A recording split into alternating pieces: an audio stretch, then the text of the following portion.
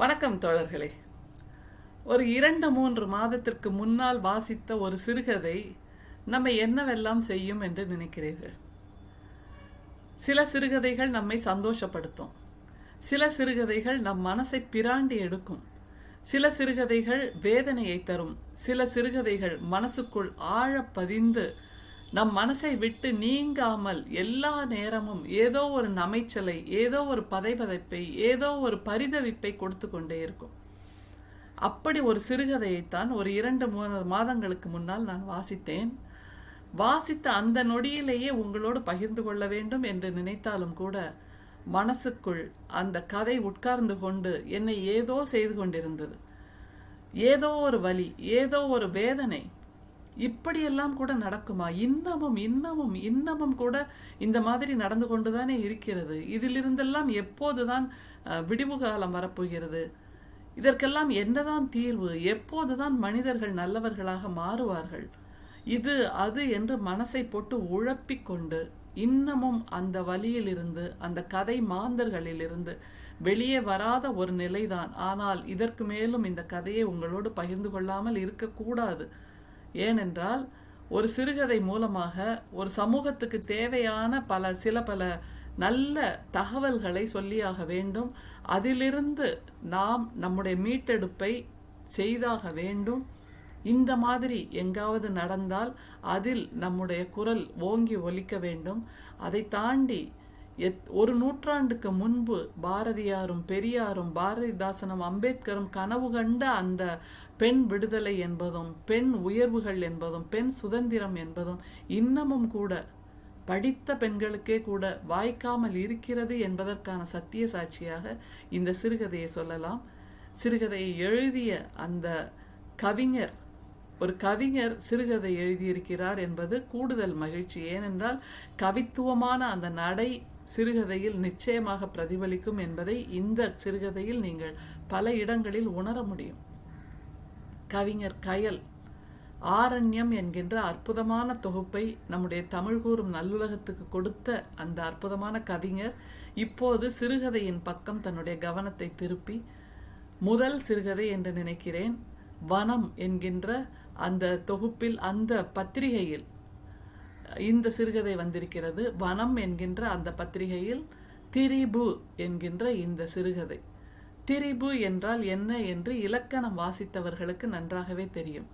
ஒன்று இன்னொன்றாக மருவி திரிந்து பொருள் கொள்ள செய்வது என்று நாம் சொல்லுவோம். இதில் இந்த சிறுகதையில் எதெல்லாம் திரிந்திருக்கின்றன?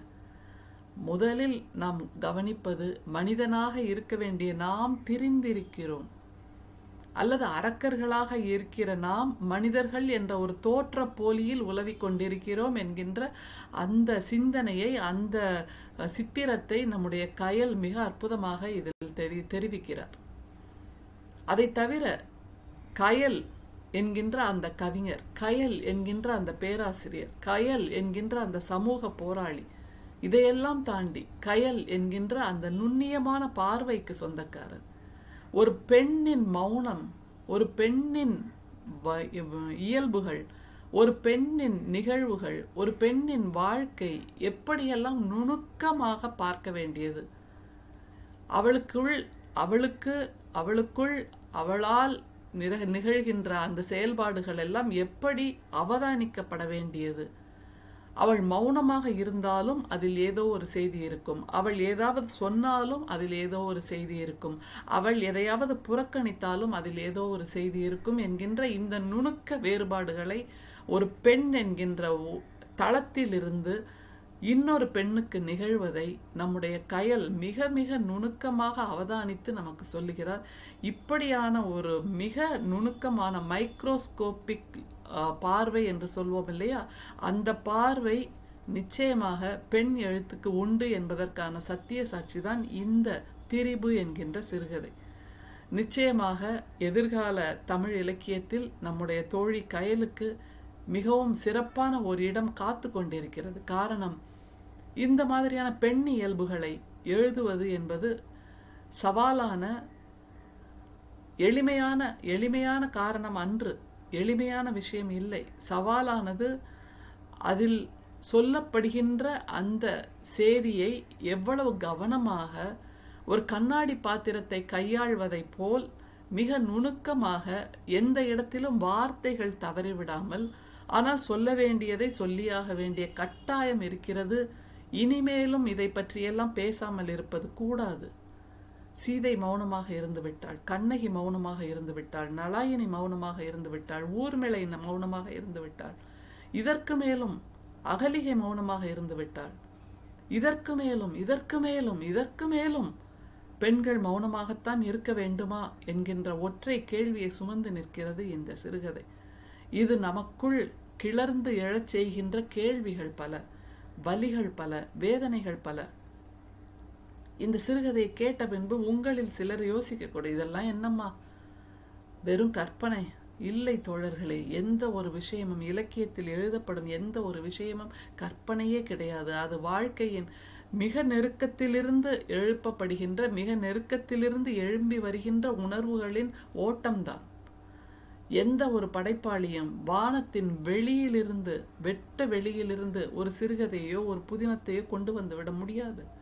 நம்மை சுற்றி இரத்தமும் சதையுமாக, எலும்பும் குருதியுமாக இருக்கின்ற மனிதர்களை சுற்றி இந்த சமூகத்தில் நடக்கின்ற பல விஷயங்களைத்தான் எல்லா படைப்பாளர்களும் சிறுகதைகளாக, புதினங்களாக, கவிதைகளாக, இலக்கியங்களாக படைத்து கொண்டிருக்கிறார்கள். எனவே எது ஒன்றும், ஒரு படைப்பில் வருகின்ற எந்த ஒரு நிகழ்வும் ஏதோ ஒரு இடத்தில் ஏதோ ஒரு மனிதருக்கு நிகழ்ந்ததுதான். அது இது நாள் வரை சொல்லப்படவில்லை என்றால் அந்த நிகழ்வை சுற்றி மௌனம் என்கின்ற ஒரு இரும்பு திரை போடப்பட்டிருந்தது. அந்த இரும்பு திரையை நம்முடைய தோழி கயல், கவிஞர் கயல், எழுத்தாளர் கயல் உடைத்தெறிகிறார் என்பதை நீங்கள் புரிந்து கொள்ள வேண்டும். இந்த மாதிரி நிகழ்வுகள் பலருக்கும் நிகழ்ந்திருக்கலாம். வெளியில் சொல்லுவதற்கு அச்சப்பட்டு, அல்லது வெளியில் சொல்வதற்கு வெட்கப்பட்டு, அல்லது வெளியில் சொல்வதற்கு அவமானப்பட்டு அமைதியை காத்து கொண்டிருக்கிறான். எனவே இது நடக்கவே இல்லை என்று சொல்லிவிட முடியாது. வெளியே சொன்னா அவமானம், நமக்கு தாண்டி அவமானம், வாயை பொத்திட்டு இரு என்று இந்த சமூகம் சொல்லும்.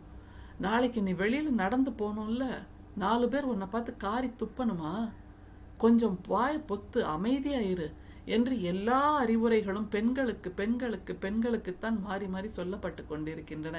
இந்த சிறுகதையில் வருகின்றதை போல் இருக்கின்ற ஆண்களுக்கு எந்த இடத்திலும், எந்த நாளிலும், எந்த விடியலிலும், எந்த இலக்கியத்திலும் அறிவுரைகள் இருக்கிறதா என்கின்ற ஒரு கேள்வியையும் நம்முடைய கயல் இந்த சிறுகதையின் அடி ஆழத்தில் வைக்கிறார், பொதிந்து வைக்கிறார். வார்த்தைகள் கதையை சொல்லும், ஆனால் வார்த்தைகளுக்கு இடையே உட்கார்ந்திருக்கின்ற அந்த மௌனங்கள், உறைந்திருக்கின்ற அந்த மௌனங்கள் சமூகத்துக்கான கேள்வியை சொல்கிறது என்பதை புரிந்து கொள்ள வேண்டும். 4 கதாபாத்திரங்கள், பூவழகி, குமுதா என்ற 2 பள்ளி சிறுமிகள், 10 பருவத்தில் இருப்பவர்கள். அவர்கள், அதில் பூவழகியின் அம்மா, பூவழகியின் மாமா, அதாவது அம்மாவின் தம்பி ரவி மாமா. இந்த 4 பேர்தான்.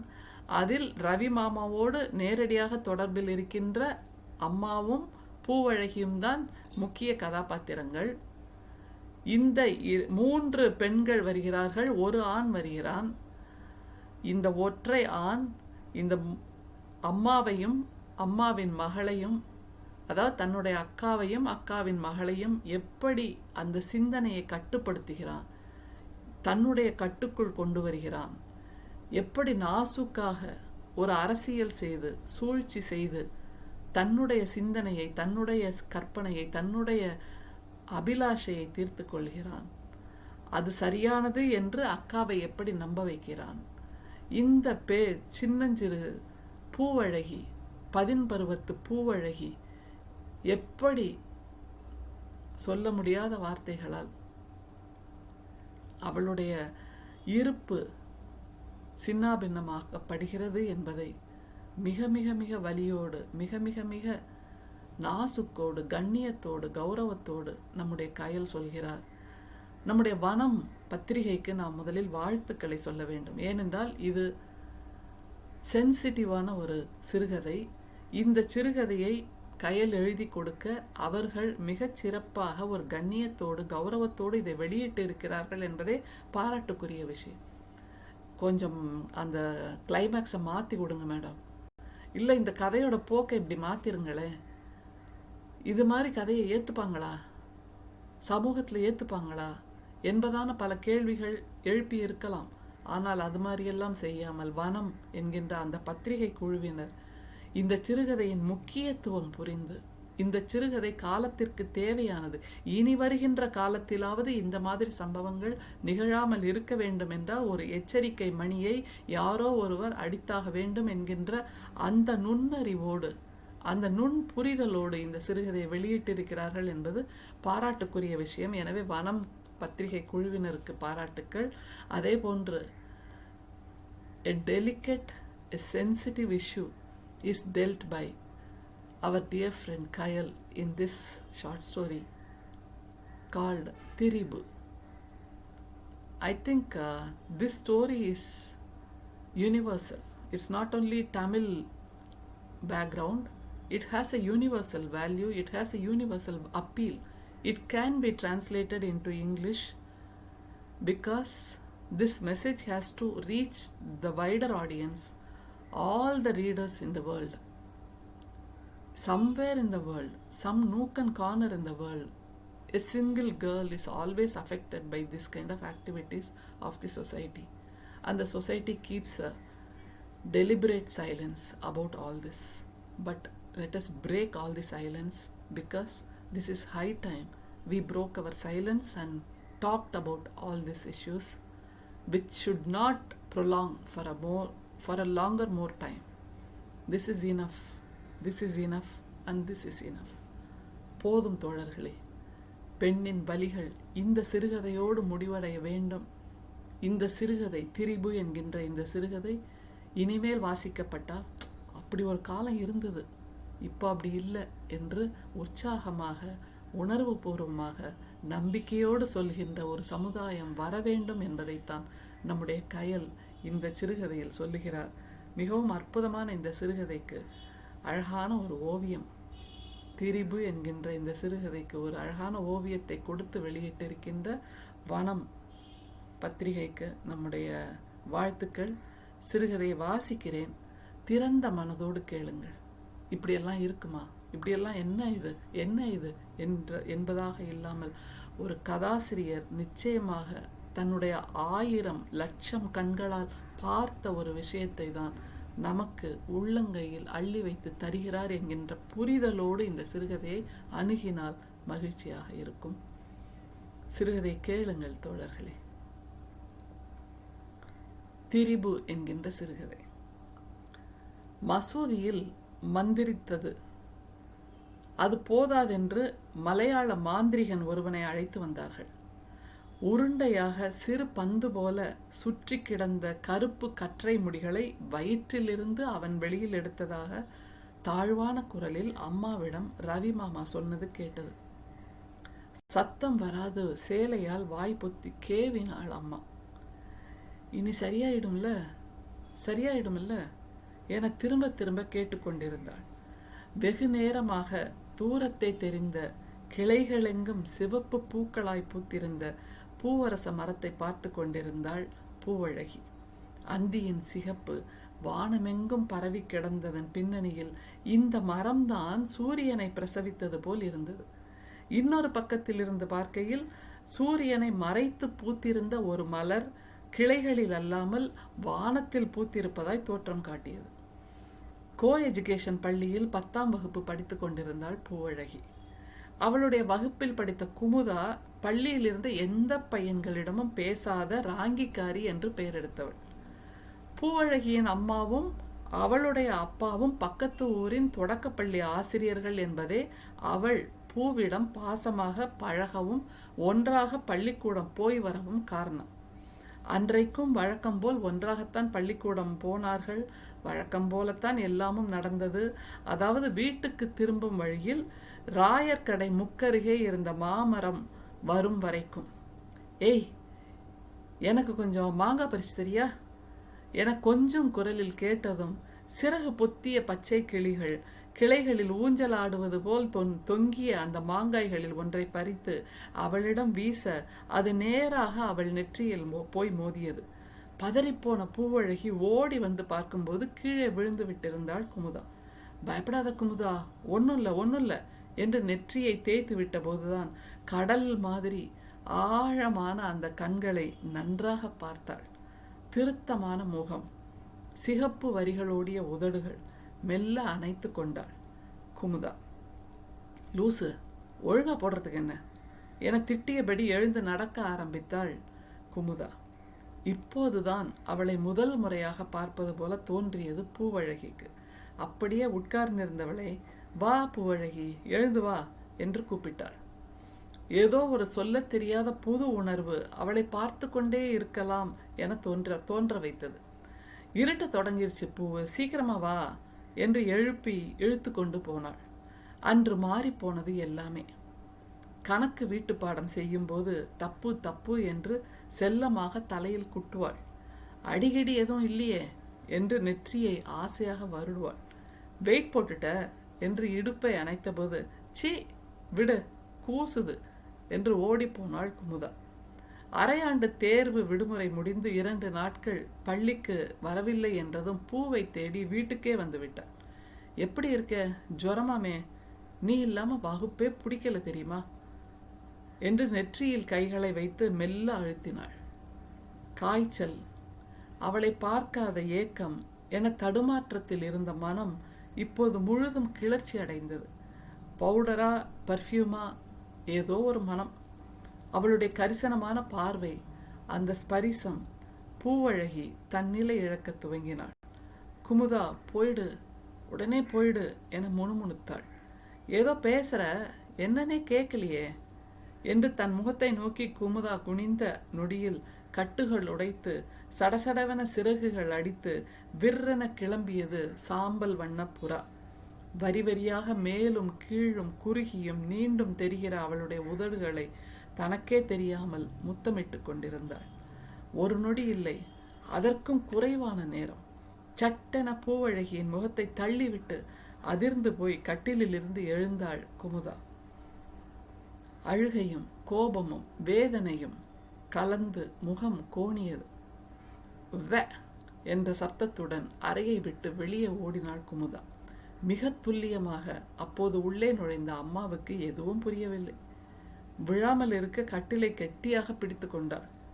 இது என்ன கர்மம், ஒத்த புள்ளேன்னு பொத்தி பொத்தி வளர்த்தேனே என தலையில் அடித்து கொண்டு அழுதாள். பூவழகி எதுவும் பேசாமல் கண்களை மூடிக்கொண்டாள். அடுத்த நாள் காலை விடிந்து கொஞ்ச நேரத்தில் அழுது அழுது வீங்கிய முகத்துடன் வந்தவள், எழுந்துரு, முட்டி போடு, இனிமே இப்படி செய்ய மாட்டேன்னு சொல்லு, நான் ஸ்கூலுக்கு போயிட்டு வர்ற வரைக்கும் முட்டி போடணும், சரியா என்றாள். எழுந்து முட்டி போட்டாளே தவிர இனி இதை செய்ய மாட்டேன் என்று சொல்லவில்லை பூவழகி. அம்மா எவ்வளவு திட்டியும் அடித்தும் அழுதும் சொல்லவே இல்லை. எனக்கு அதான் பிடிச்சிருக்கு, ஏன் சொல்லணும் என பிடிவாதமாக இருந்தாள்.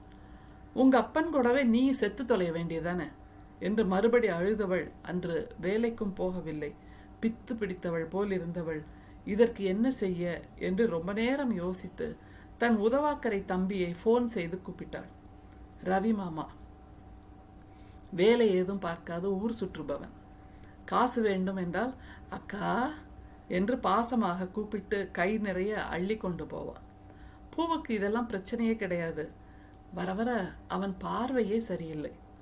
அக்கா, நம்ம பூவு நல்லா வளர்ந்துட்டா என்று சொல்லிவிட்டு அவள் மாறையே பார்ப்பான்.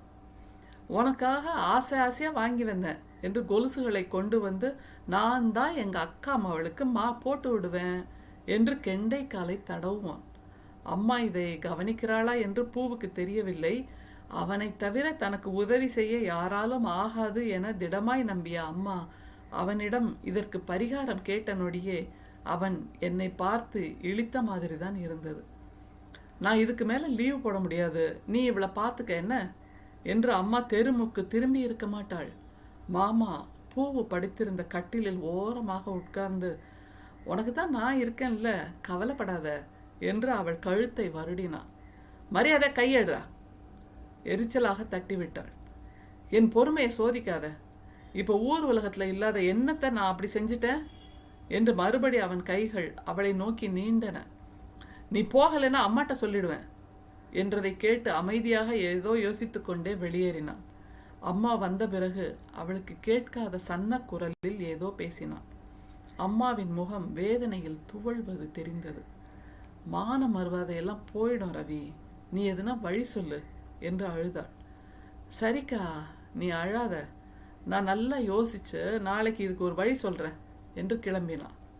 போனவன் அதற்கு பிறகு இந்த பக்கமே வராதது நிம்மதியாக இருந்தது. நீ பாட்டுக்கு பள்ளிக்கூடத்துக்கு அனுப்பிடாதக்கா என்றவனின் பேச்சை வேத வாக்காக எடுத்துக்கொண்ட அம்மாவை எதிர்த்து எதுவும் செய்ய முடியாமல் சமையலில் வீட்டு வேலைகளில் உதவியாக இருந்தாள். பூவுடன் பேசுவதை அறவே தவிர்த்ததை கூட தாங்கிக் கொள்ளலாம். அவளுடைய அருவருப்பான பார்வைதான் வேதனையாக இருந்தது. இப்படியே 2 வாரங்கள் போன பின்பு ஒரு நாள் ரவி திரும்ப வந்தான். என்ன நடந்தது என்று தெரியவில்லை. அம்மாவின் முகம் பேயறைந்தது போல் இருந்தது. பேசி பேசி அவளை எதற்கோ சம்மதிக்க வைப்பதும் தெரிந்தது. தூங்கி எழுந்தபோது பூவழகியின் இடுப்பும் தொடைகளும் கனத்தன. கட்டிலில் இருந்து இறங்க முடியாமல் உடம்பெங்கும் வலித்தது. நைட்டி தோள் பக்கம் கிழிந்திருந்தது. பிறப்புறுப்பில் ரத்தம் திட்டாக உறைந்திருந்தது. பீரியட்ஸ் கூட இல்லையே, என்ன ஆச்சு என்று யோசித்த போது குப்பென்று அந்த வாடை அடித்தது. ரவி மாமாவிடம் வீசும் சிகரெட்டும் சாராயமும் கலந்த வாடை. ஓவென்று கத்தி அழுதாள். கட்டிலை விட்டு இறங்கவே முடியாமல் கனத்த உடலை கஷ்டப்பட்டு எடுத்துக்கொண்டு பாத்ரூமுக்குள் நுழைந்து கதவை வேகமாக சாத்தி தாளிட்டாள். தேய்த்து தேய்த்து தேய்த்து குளிக்க சோப்பில் அந்த வாடை ஒட்டி கொண்டதாக தோன்றியது. இத்தனை நாள் எவ்வளவு கெஞ்சியும் பேசாத அம்மாவிடம் இன்று பேசிவிட வேண்டும், இதை சொல்லிவிடலாம் என்று வந்தபோது சமையலறையில் அம்மாவிடம் ரகசிய குரலில் ரவி மாமா பேசுவது கேட்டது. இனி சரியாயிடுவாக்கா, இதுதான் அவளை நார்மலாக்க நமக்கு இருந்த ஒரே வழி. உனக்காகத்தான்க்கா இதெல்லாம், நீ அழக்கூடாதுன்னு தான். கவலைப்படாதக்கா, உனக்கு சம்மதம்னா நானே அவளை 2ஆம் தரமாக கட்டிக்கிறேன். இல்லை வேணாம்னா கொஞ்ச நாள் போட்டோம், என் ஃப்ரெண்ட்ஸுங்க நிறைய பேர் இருக்கானுங்க, அதில் நல்லவனா ஒருத்தனை பார்த்து கட்டி வச்சிடலாம். சரி, ஒரு 500 ரூபாய் இருந்தால் கொடுக்கா என்று சொல்லிட்டு அவன் கிளம்புகிறான். இப்படியாக இந்த சிறுகதை நிறைவடைகிறது.